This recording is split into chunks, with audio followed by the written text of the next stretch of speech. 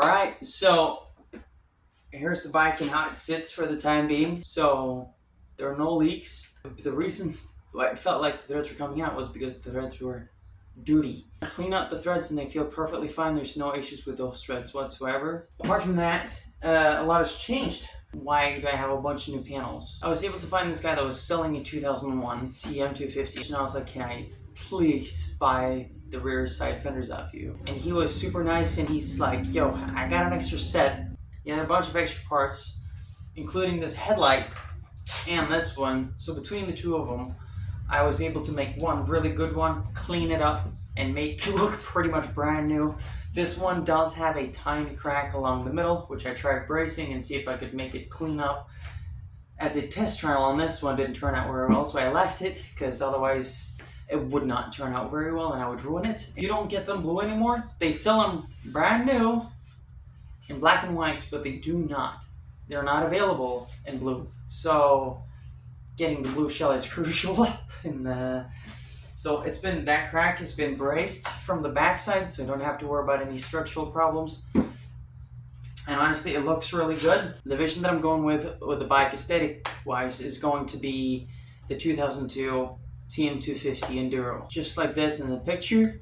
The rear fenders, the Kawasaki fenders, it's unchanged from the 2001. The headlight is the blue one, obviously. They don't make them anymore in blue. The front fender, turns out it's a Yamaha fender 2002, but the side panels is a big issue. You can't get those brand new or anything like that. Desperate to try the panels that I had. All TMs between 2000 and 2003, they used this exact panel on. So I was trying to save it, and in trying to save it, I really screwed it up. So I did the same process on this panel like I did with the front fender, the headlight, and this side panel, which looks and came out very good as compared to this that is deformed, ugly. It was already missing chunks and had holes in it, but the idea was to get it clean and smooth and like basically the shape as clean and smooth as possible, so when I wrapped it in vinyl wrap, it would cover up those holes. Okay, the panel's gone. It's done. In my desperation to try and find a second set of panels that weren't screwed, which I was able to do, minus a tiny crack here in the middle of the panel, no missing chunks, and exactly the same with this one, but that one has a crack on this side. They've both been braced on the back side, so structurally they don't have a problem, but apart from that, they are complete fenders.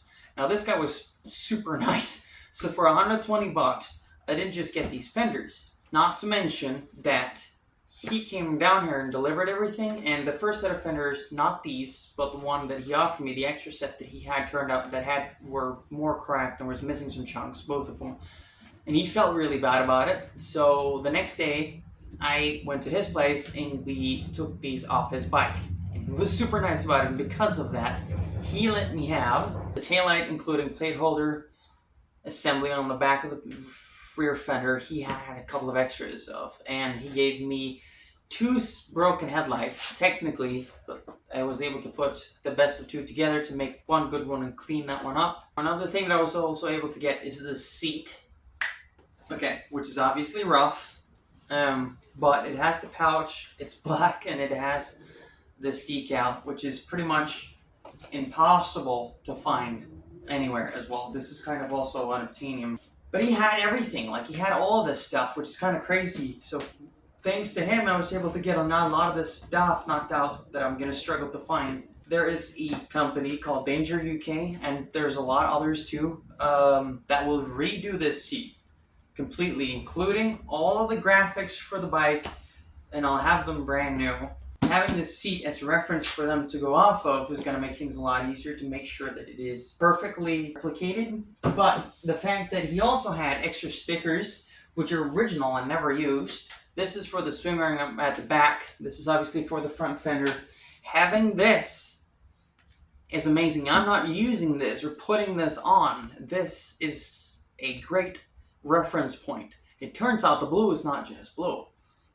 It's metallic. And there's a lot of tiny details in here that you wouldn't be able to tell otherwise. You would think the TM logo is just red. No, it turns out it's actually orange. It looks red, just as in the pictures.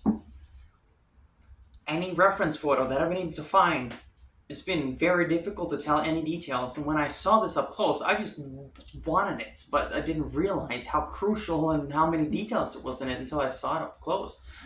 And it blew my mind. So to have this as a reference point is going to be a game changer to get it to be perfectly replicated to every detail.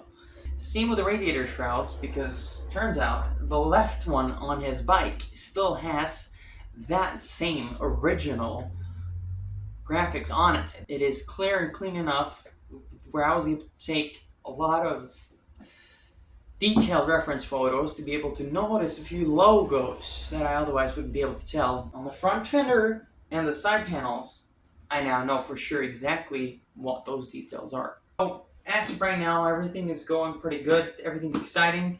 We have one downfall.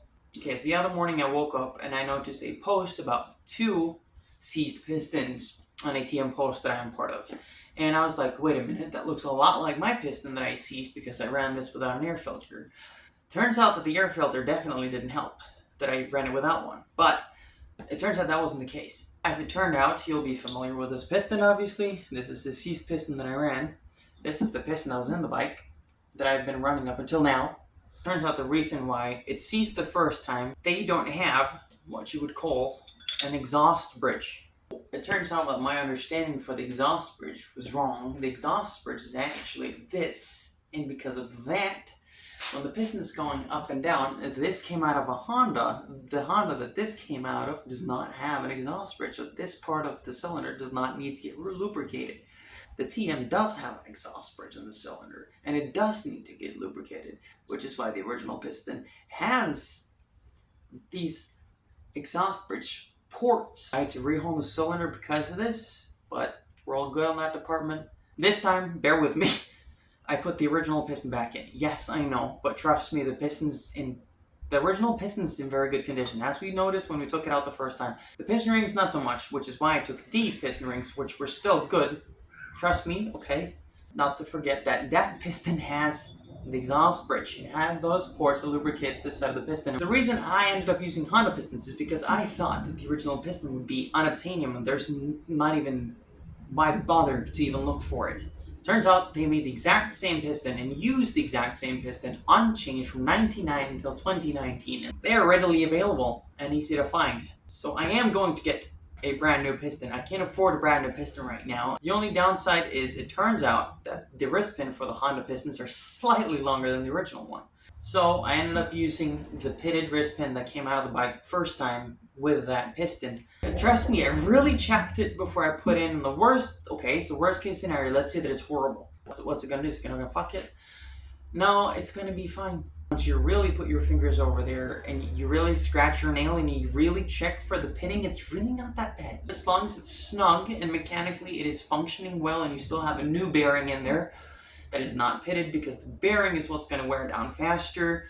But I intend to change that piston, including the wrist pin and those piston rings and the bearing, all together way sooner than it will take for that to wear down. So for now, I can use bike, run the bike, and tune the bike properly with an original proper piston in it before we get to the point where we're going to have issues.